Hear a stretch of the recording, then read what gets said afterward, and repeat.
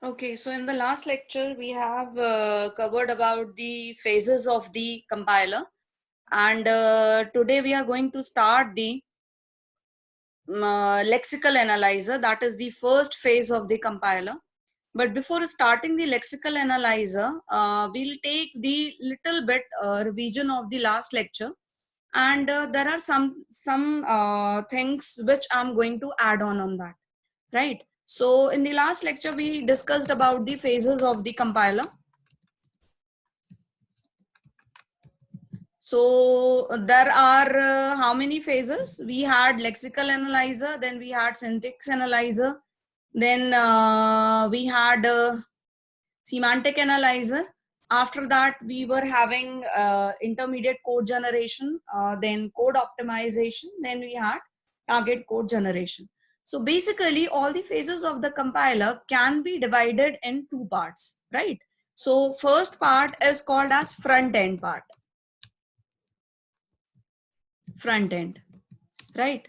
And in the front end, what phases comes? Lexical analyzer, syntax analyzer, semantic analyzer, and intermediate code generation. These four phases comes under the front end of the compiler, and these four phases are also called as a single phase. These phases can be combined and can be represented as a single phase, that is called as analysis phase, right?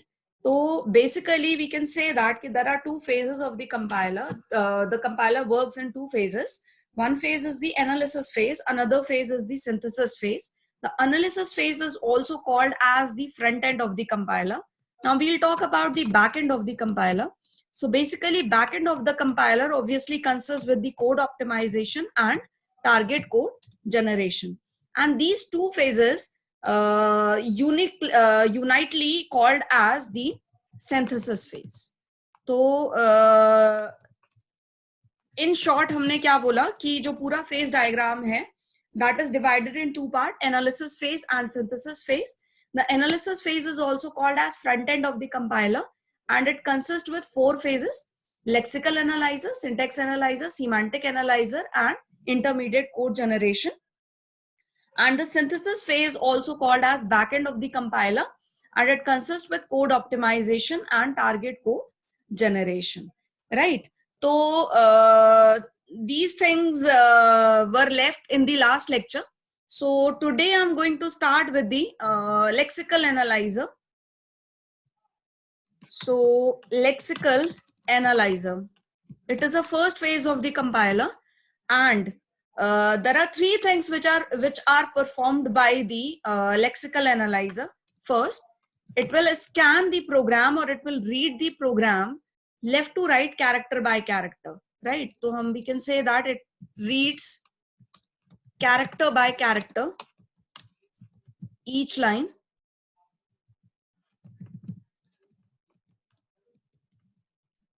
Okay, then the second thing it does is it eliminates all the comments and spaces present in the program. तो source code को सबसे पहले इसने क्या कर लिया, left to right character by character read करेगा. करने के बाद क्या करेगा, जितने भी कमेंट्स और स्पेसेस हैं उनको प्रोग्राम में से रिमूव कर देगा. And after that if there is any error, if there is any error, it is going to report that error. Is going to show or report that error, right? So these three are the functions of the lexical analyzer. So basically lexical analyzer का work क्या है, it reads your program character by character and it divides the program into tokens, right? It converts them into the tokens. So it reads character by character and each line and converts it into tokens. Now what are the tokens? Tokens are everything that you write in the program. Like tokens can be keywords, for example integer, character, if, else, or these are the keywords, right? Then tokens can be identifiers. What are the identifiers? Identifiers are basically the user defined name given to any variable or a class or the object or the function. So these things are called as identifiers. Suppose you have declared A, B, function name is fun. So these are the identifiers. These are also tokens. Then it identify operators. These are also tokens. Operators can be arithmetic operators, it can be logical operators, it can be relational operators, or any kind of operator it can identify, right? And then it can identify the uh, lexical values. Lexical values का मतलब क्या हो गया? Like values which you provide to the variable, which you provide to store into the variable. For example, 2 is a lexical integer value, A is a lexical character value, and so on. 2.5 is a lexical float value or decimal value. So these values are also comes under the category of tokens. So these are the tokens which will be identified by the lexical analyzer. Now let's take one example. Suppose I have written integer max x comma y. Fine. This is the line written in the program, and then it is written as x comma y in at the next line. Fine. So इसको और ठीक कर लेते हैं. Integer x comma integer y. There is a function max which is taking 2 argument of integer type and returning the integer value. And after that we have declared 2 variables, say a and b of integer type. Now I wish to find out the tokens. How many tokens are there? तो अगर हम line 1 को देखें, किस तरीके से आप token count करोगे? Integer is a token, max is a token. So there are 2 tokens. Opening bracket is a token, 3 token, 4, 5, x is a token, comma is a token, integer is a token, y is a token, closing bracket is a token, and semicolon is also a token. So how many tokens we have in the first line?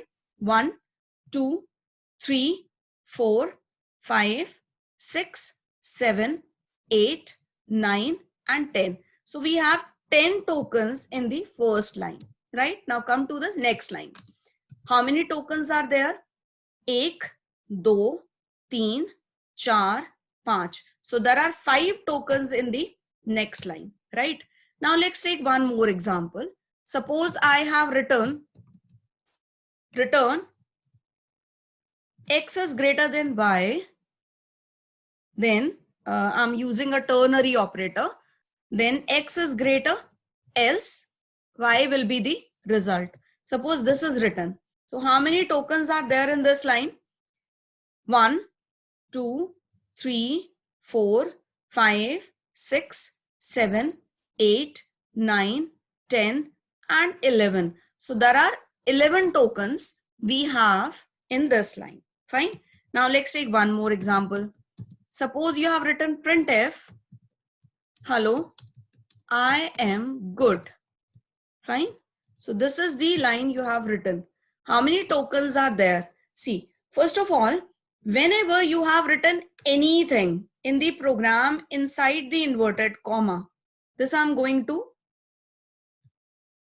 do it in the italic, or I'm highlighting it with the some other color, right?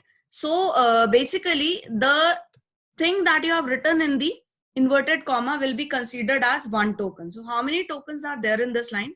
Printf, opening bracket, and this whole inverted comma from opening till closing will be considered as one token, then closing bracket, then semicolon. So how many tokens do we have? 1, 2, 3, 4, and 5. So total 5 tokens are there in this particular line. Fine. So I hope the things are clear to you. So how these things works in the phase diagram. So let's see the phase diagram, small phase diagram. So basically you have a lexical analyzer, then you have a syntax analyzer, then you have a symbol table, right? And you input the source program into the, you input the source program into the lexical analyzer. This is your lexical analyzer.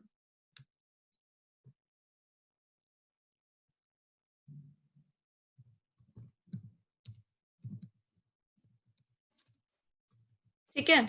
This is your lexical analyzer. So lexical analyzer is taking a source program as the input in high level language, and it converts that program into the tokens. These tokens will go into the syntax analyzer, right? And these tokens, it generates a tokens. So basically tokens will be generated by the lexical analyzer, right? And these tokens will be accepted by the syntax analyzer, will behave as a input for the syntax analyzer.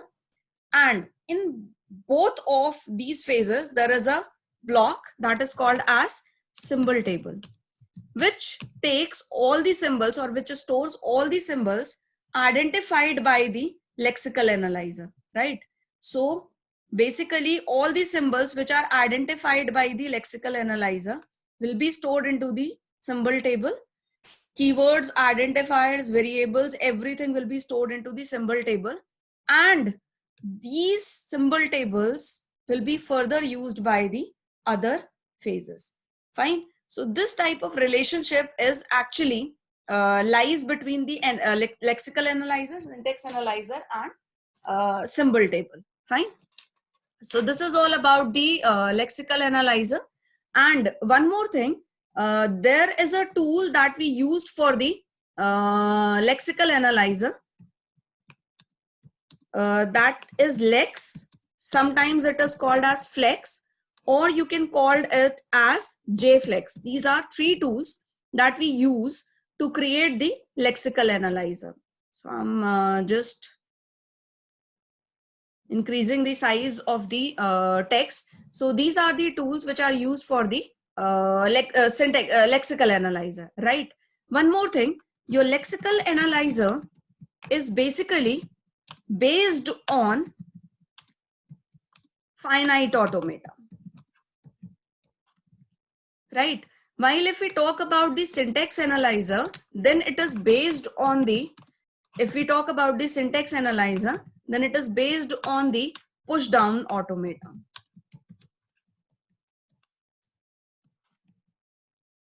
Right? So this is all about the lexical analyzer. In the next lecture, we'll start the syntax analyzer.